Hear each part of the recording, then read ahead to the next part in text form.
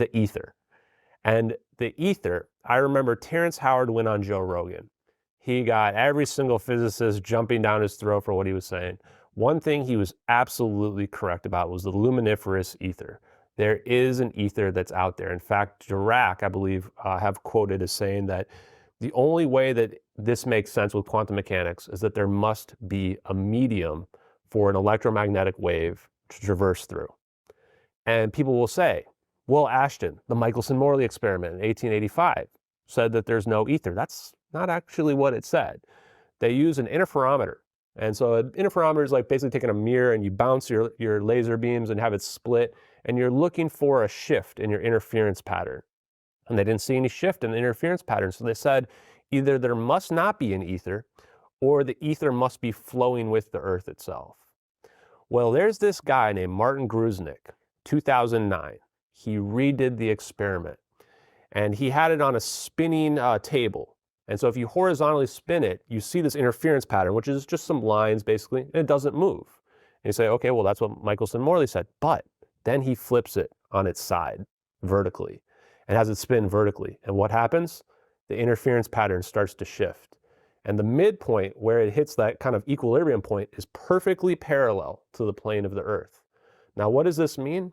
There's another scientist whose last name is Ishmael, who reported the paper in, I think it's like the ISOR, Physics Study Review, that says that there is an ether, it's just a vertical force, not a horizontal force that we feel that's going on.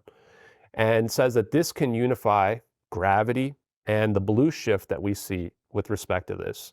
So I would argue that Martin Gruznik proved that experimentally that there is. As far as I know, no one has been able to explain the fact that he just flipped the Mickelson-Morley experiment on its side and saw it differently.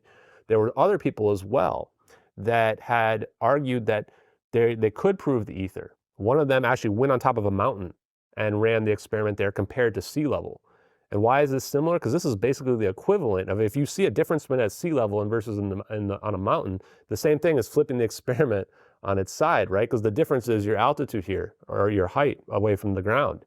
And then you can start to see that there must be a connection there to gravity, because the further up you go, the less gravity you feel, right?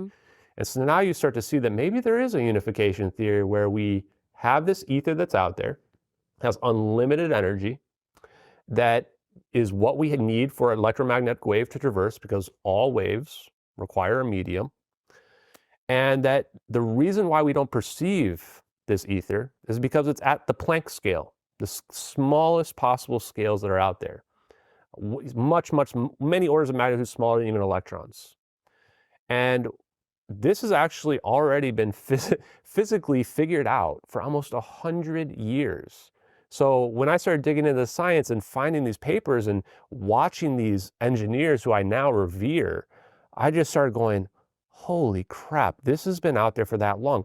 Kaluza in 1919 proposed an electromagnetic gravity unification theory. And there were some issues with it, so Klein came in and they fixed it up. So in 2026, it was approved out there. And what they did was they unified these theories through an extra dimension.